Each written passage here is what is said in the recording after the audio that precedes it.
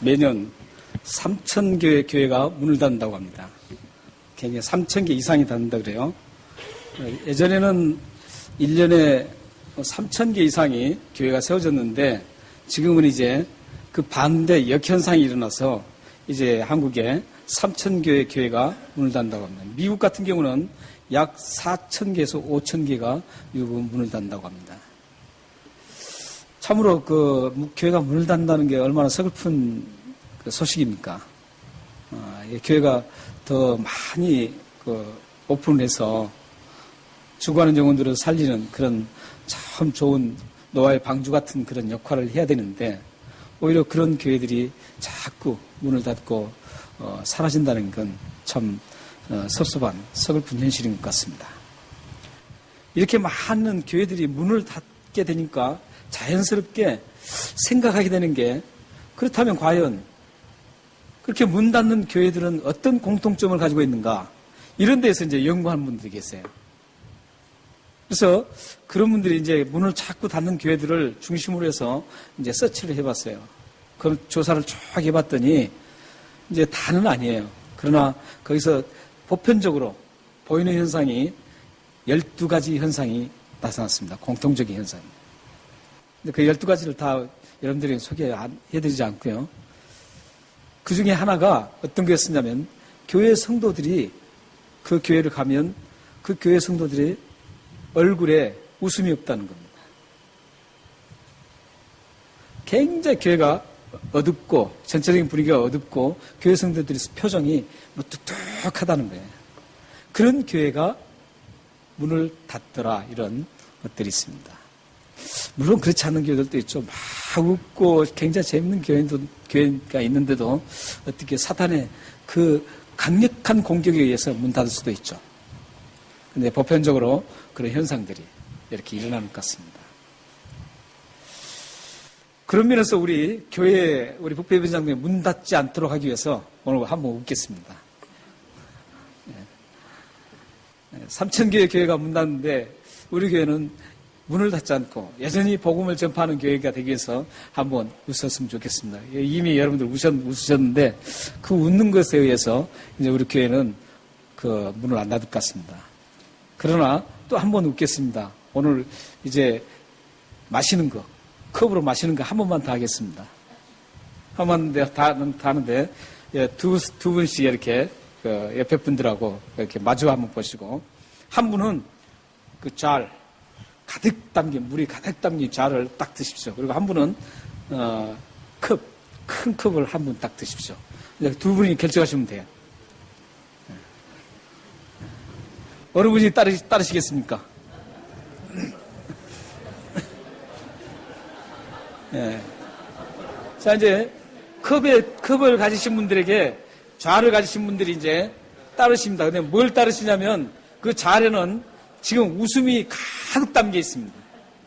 웃음이 담긴 것을 따라드리는 겁니다. 자, 따라 주십시오. 쫙 따라서 가득하게 따르시기 바랍니다. 자, 받으신 분들은 그 웃음 한 방울도 떨어뜨리지 않게, 흘리지 않게 쫙 조심히 싹 마시기 바랍니다. 쫙 마십시오. 예, 이제 반대로요. 한 번만 웃음을 따라 드시면 안 되잖아요. 반대로 이제 건네주시고 또 받으시고. 자, 따라 주십시오. 쫙 따르세요. 다 마시기 바랍니다. 웃음을 마셨으면 어떤 현상이 일어나죠? 웃어야죠. 근데 참 다 웃으셨어요. 그러니까 웃음을 여러분들 마셨어요.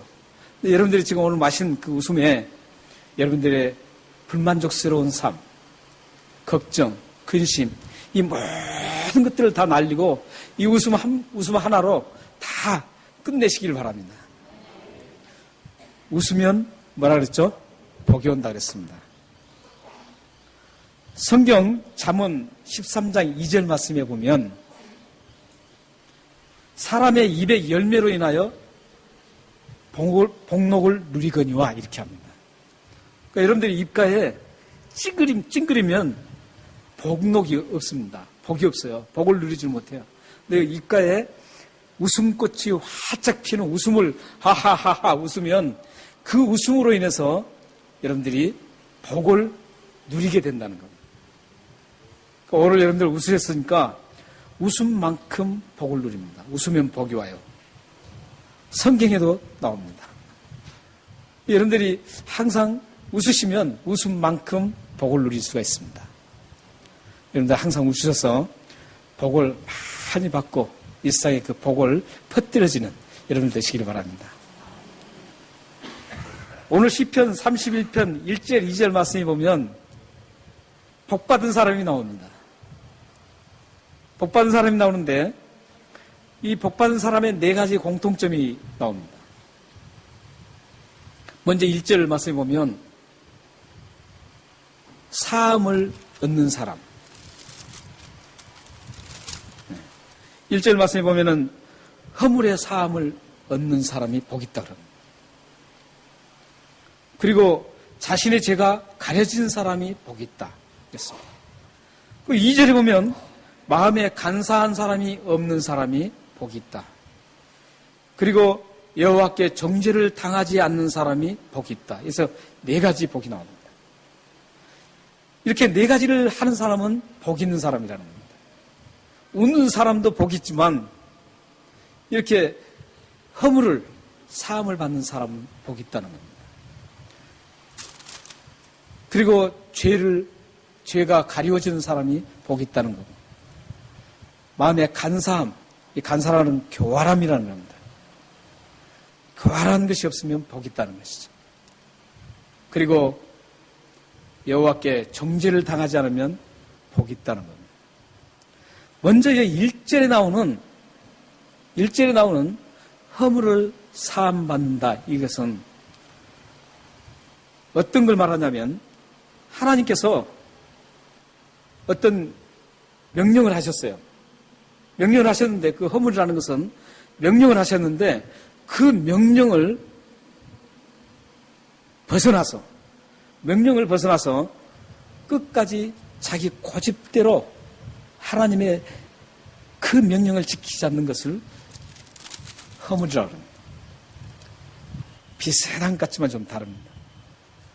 그리고 자신의 죄가 가려진다. 이것은 어떤 뜻이냐면 하나님께서 우리에게 목표를 정해주셨어요.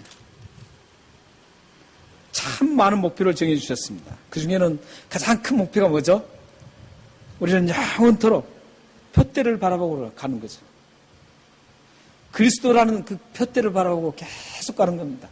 그러면 그 그리스도의 표대가 어디에 꽂혀 있는 줄 아세요? 천국에 꽂혀 있습니다. 그래서 그 그리스도를 바라보고 가는 그 방향성, 그 목표를 향해서 가야 되는데 그 목표를 벗어나서 다른 목표를 향해서 가는 것, 이게 죄입니다.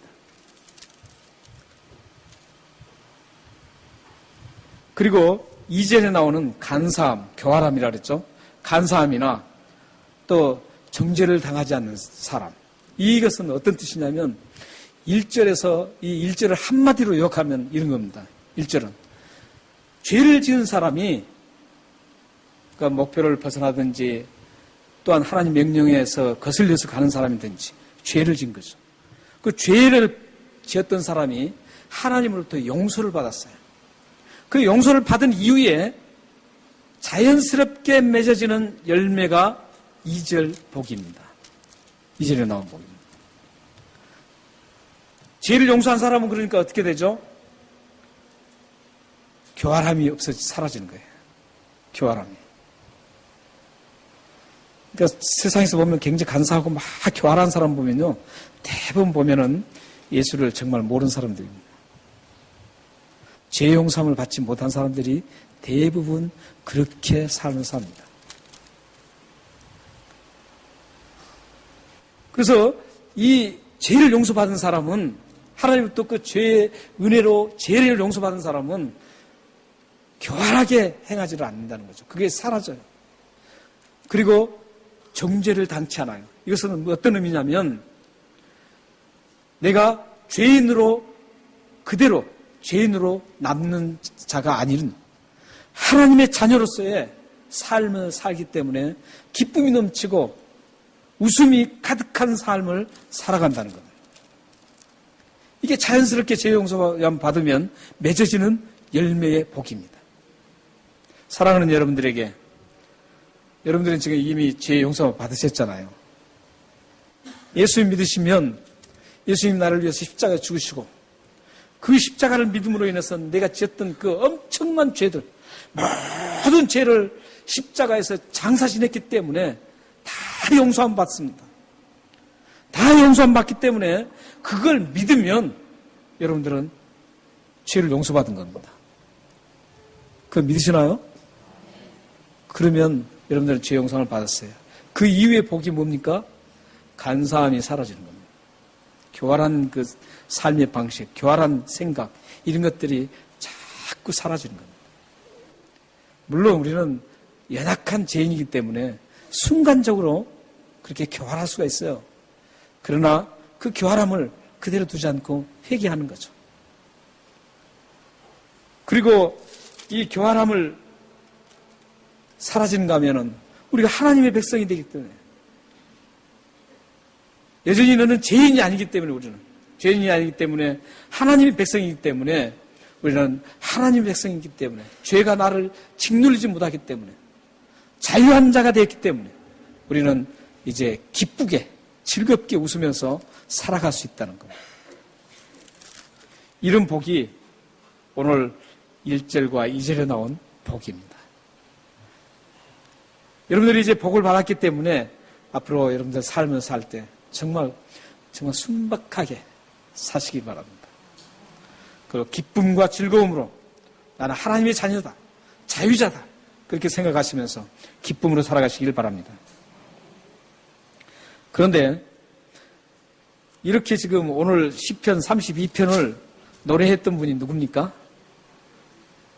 거기에 성경책에 보면은 그 타이틀이 붙어 있죠. 다윗의 마스길이라고 딱 타이틀이 붙여 있죠. 다윗이 노래한 겁니다. 근데 다윗이 이런 복을 잘 알고 있지만 그는 그 이전에 이 복을 모를 때 그는 처참한 생활을 했습니다. 이 시편 32편을 노래했던 이 다윗은 3, 4절 말씀을 보면 이 네 가지 복, 이 좋은 네 가지 복을 누리지 못하고 정말 피폐하게 살아가고 있었습니다. 3절에 한번 보십시오. 3절에 보시면 내가 입을 열지 아니할 때 종일 신음함으로 내 뼈가 쇠하였도다. 얼마나 고통이 심했습니다. 신음한다는 것은 어떤 의미냐면 동물이 어떤 사냥꾼에 의해서 활에 맞았어요. 활에 맞아서 그 상처가 엄청나서 곧 죽을 지경에 있는 그런 상황에서 막 신음하는 그런 신음을 말하는 거예요. 지금 곧 숨이 넘어가는 그 고통 속에서 막 곧 죽어가는 거예요, 육체가. 이런 고통을 당하는 그 순간을 막 신음하는 거예요. 그런데 다윗은 그런 신음을 하루 종일 하고 살았다는 거예요. 그렇기 때문에 어떻게 됐습니까? 우리 육체 중에 가장 강한 뼈가 쇠해지고 말았습니다. 우리가 잘 못 먹으면은 어떤 현상이 나냐면 먼저 살이 쫙 빠집니다. 연약한 살이 딱 빠져요. 그런 다음에 그래도 못 먹으면 뼈에 있는 그것들을 자꾸 영양분을 뺏어와서 살에 붙이려고 하다가 뼈도 자꾸 약해집니다. 장로님 맞습니까? 예, 한의원을 하셨기 때문에. 예. 근데 맞나요, 제 말이? 예. 근데 대부분 제가 이렇게 살펴보니까 그렇게 말씀하더라고요. 그런데 다윗은 지금 얼마나 뼈까지도 쇠약해졌어요. 그러니까 몰골이 어떻겠습니까? 이미 바짝 마른 상태죠. 그리고 그 곧 죽는 상태에서 신음하기 때문에 그런 상태가 됐습니다. 그리고 4절을 보십시오. 4절을 보면은 주의 손이 짓누르기 때문에 내 진액이 다 빠졌어요. 한마디로 영양가가 다 빠졌다는 거죠. 다 빠져서 여름 가뭄같이 완전히 메말라 버렸습니다. 드라이 됐습니다. 이거는 지금 어디를 얘기하냐면 영혼을 얘기하고 있습니다. 영혼이 지금 다윗의 육체가 완전히 피폐한 상태로 최악의 상태뿐만 아니라 그의 영혼도 완전히 최악 상태로 지금 있는 거예요. 더 이상 뭘 바라볼 수 없는 그런 정신과 영혼이 완전히 다 막혀버리는 그런 최악의 상태에 있는 그 상태였습니다. 이런 상태에 있었던 다윗이었어요. 근데 다윗은 지금 1절, 2절에서 지금 복을 노래하고 있습니다.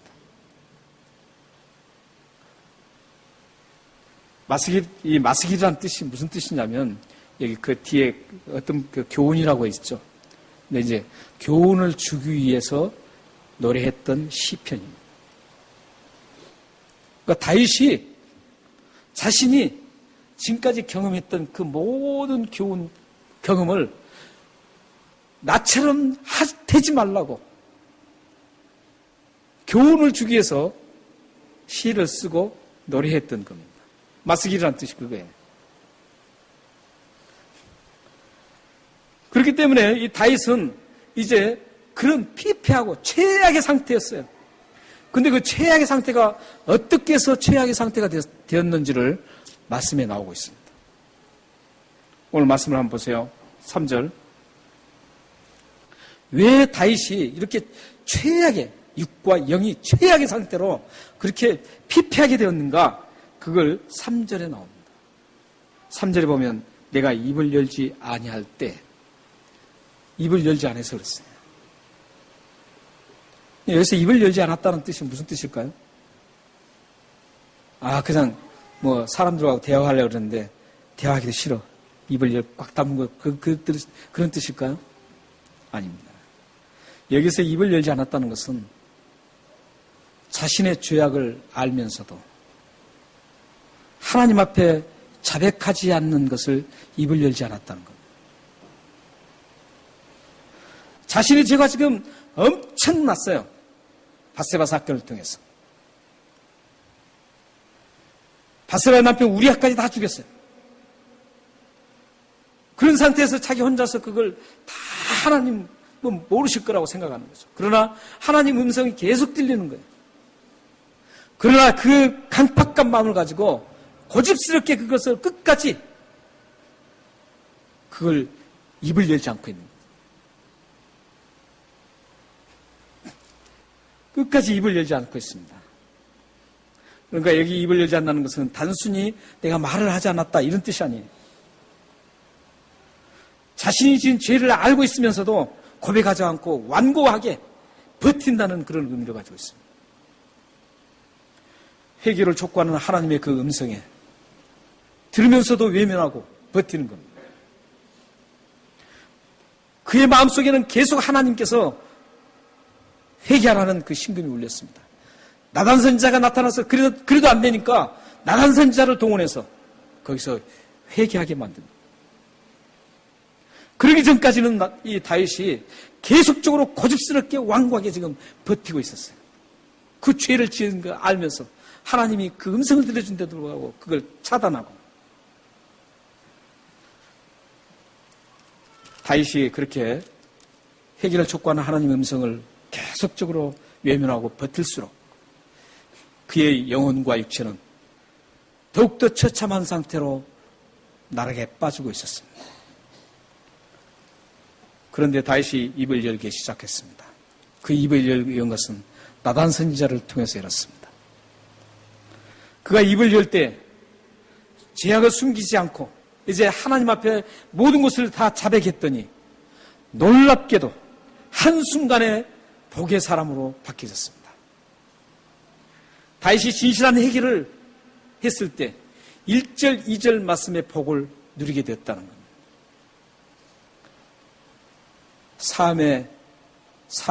허물의 사함을 얻고 복을 받았습니다. 자기가 지었던 죄를 다 하나님께서 가려주고 깨끗하게 제거해 주시는 그 하나님의 복을 받았습니다. 그 이후로 간사하게 교활하게 우리아를 죽이고 밧세바를 쟁취하고 우리아를 죽인 그 아주 교활한 그 간사 그런 모든 것들을 다 사라졌습니다. 그리고 그는 정말 이제 하나님 안에서 하나님의 자녀로 다시 일어났습니다. 그리고 그는 놀랍게 웃고 놀랍게 그의 영혼이 회복되고 육체가 회복되었습니다.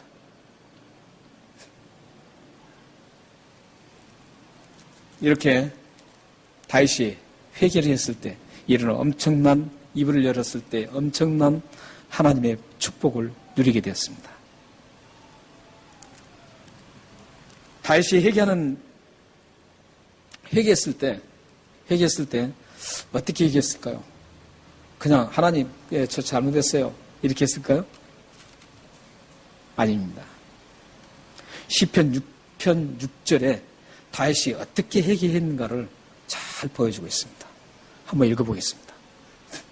자, 시작. 내가 탄식함으로 피곤하여 밤마다 눈물로 내 침상을 띄우며 내 혀를 적시나이다. 지금 우리 한국교회를 바라보는 세상 사람들의 시선이 어떻습니까? 교회가 잘못하고 나서 잘못했습니다. 하나님 앞에 회개하니까 됐다.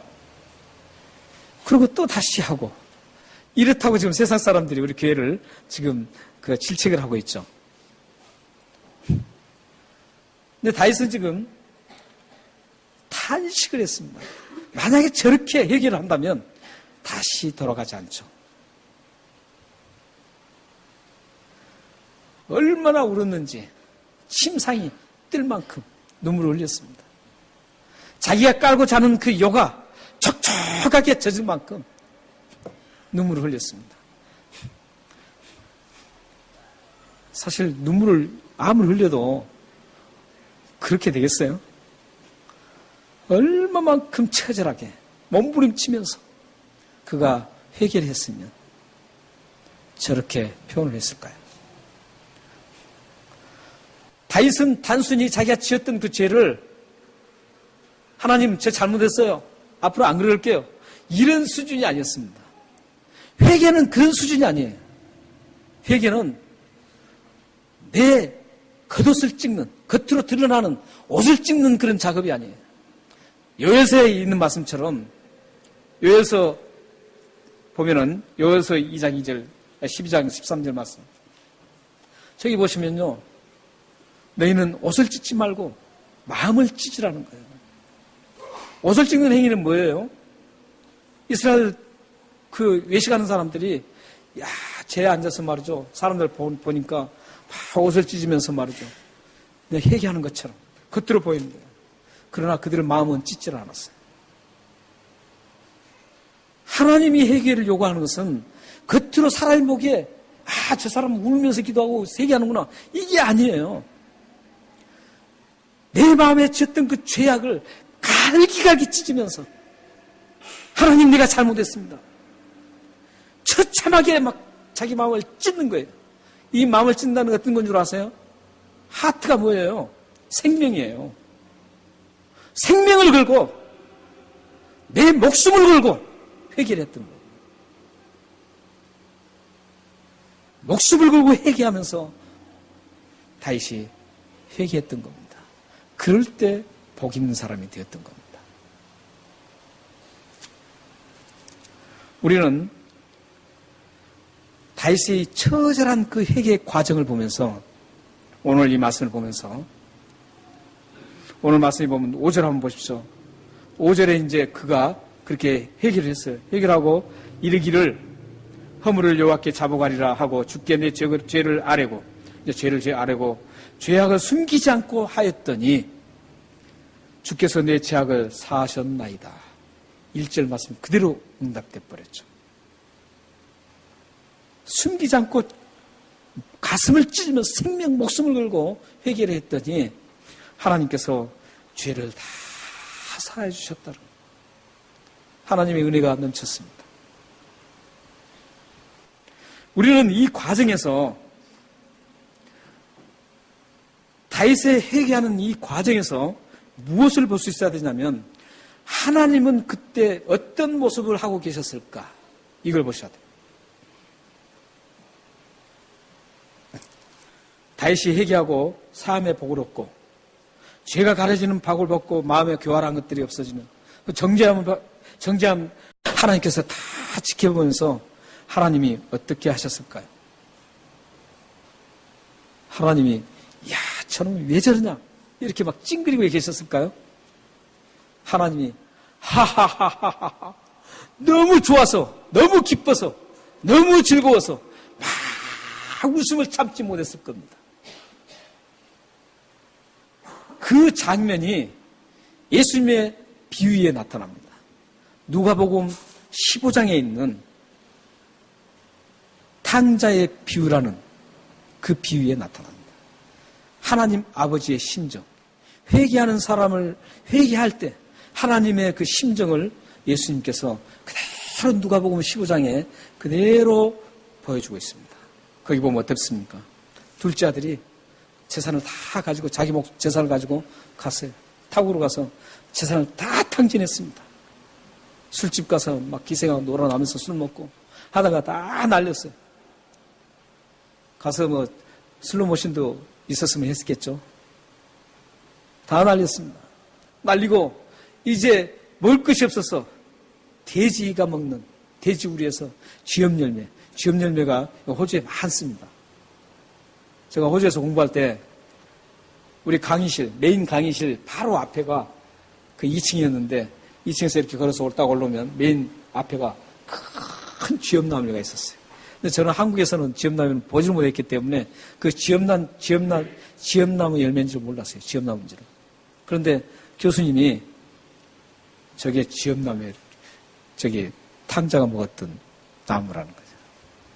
굉장히 꽃이 예쁩니다. 혹시 궁금하신 분들은 저하고 언제 한번 드라이브를 하시면 가다 보면 많이 보입니다. 쥐염열매가 큰 게 아니에요. 조금해요. 네, 근데 그 쥐염열매를 먹으면서 배가 고파서 막 하면서 그때 깨달죠. 깨달으면서 어떻게 합니까? 아, 내가 다시 돌아가리라. 아버지 집에 가서 종살이라도 한 게 낫겠다. 일단 먹고는 살 수 있으니까 하고 그가 이제 탈탈 털고 회개합니다. 회개하고 이제 저 고향으로 다 갑니다. 자기 집을 향해서 가요. 근데 그때 그 아버지는 어떻게 했습니까? 그 모습을 광경을 보면 매일 나와서 기다렸던 것 같아요. 행여나 저 멀리에서 아들이 오는가를 계속 기다렸어요. 근데 어느 날 아들 모습이 보이는 겁니다. 그래서 그 아버지가 딱 달려갔다 그랬습니다. 거기 보면 누가 보면 15장 보면 달려갔어요. 달려가서 그 아들을 끌어안고 죽었다가 다시 살아난 내 아들 회개했다는 겁니다. 죽었다가 살아난 내 아들 하면서 입 맞추면서 너무너무 기뻐합니다. 거기서 즐거워했다고 합니다. 웃었다는 거예요. 웃어서. 근데 하나님도 이 다윗이 그렇게 회개하고 돌아오니까 막 웃었어요. 그러니까 하나님이 가장 좋아하는, 하나님을 웃으시게 하는 가장 1순위가 뭔지 아세요? 회개입니다. 여러분들이 아무리 하나님 앞에 물질을 많이 갖다 바쳐도, 여러분들 집 있는 거 다 팔아서 다 갖춰 바쳐도 여러분들이 회개하지 않으면 하나님은 웃으시잖아요. 웃지 않으세요. 회개. 우리는 회개를 할마다 해야 돼요. 아까 제가 기도할 때도 말씀드렸지만 회개는 왜 하는 줄 아세요? 하나님을 인정하는 행위예요. 하나님이 지금도 살아계신 분이라고 인정하는 거예요. 하나님이 지금도 살아계셔서 나를 다 알고 계신다는 것을 인정하는 거예요. 나의 생각을 하시고 내가 가는 모든 것을 아시고 나의 행동을 아시고 나의 마음을 아시고 내가 행했던 모든 걸 아시는 그런 하나님이라는 것을 인정하는 게 회개라는 거예요. 그래서 여러분들이 그런 회개를 하면 하나님이 인정하게 되는 거예요. 그래서 하나님이 좋아하시는 거예요. 그래, 나의 존재를 인정해 주니까 얼마나 좋아하시겠어요. 여러분들도 그렇잖아요. 여러분 자녀가 여러분 아빠 엄마라고 인정해 주는, 우리 아빠는 정말 우리 엄마 아빠 최고야. 이렇게 인정해주면 얼마나 기쁘겠어요. 하나님이 웃으실 때 맨 첫 번째 단계는 회개입니다. 그 첫 번째 단계를 지나지 않고 여러분들이 다른 걸 해도 하나님은 웃으시지 않습니다. 우리가 지금 퍼스텀에 3개월 동안 주제가 뭡니까? 하나님을 웃으시게 하는 그리스도인입니다. 여러분들이 하나님을 웃으시게 하려면 여러분들이 지금까지 쫙 걸어오면서 매일 걸어오면서 항상 저녁에 걸어온 그 발자취를 돌아보면서 잘못했던 걸 하나님 앞에 인정하고 회개하십시오. 그러면 그 순간 하나님이 너무너무 좋아서 웃으십니다. 여러분 자녀들 교육 그렇게 시키면 틀림없습니다. 곁길로 가라고 해도 안 가요. 여러분 자녀들에게 매일 아니면 일주일에 한 번이라도 저녁에 지나온 것을 돌아보면서 잘못했던 것을 다 돌아보면서 하나님 앞에 잘못했습니다 하고 회개하게 만들면 그 자녀는 하나님이 책임져 주십니다. 왜냐하면 하나님이 기뻐서 웃으셨기 때문에. 사랑하는 여러분 가정과 여러분 자녀들 여러분의 자신의 삶이 항상 하나님 앞에 회개를 해서 하나님을 크게 웃게 하시길 바랍니다.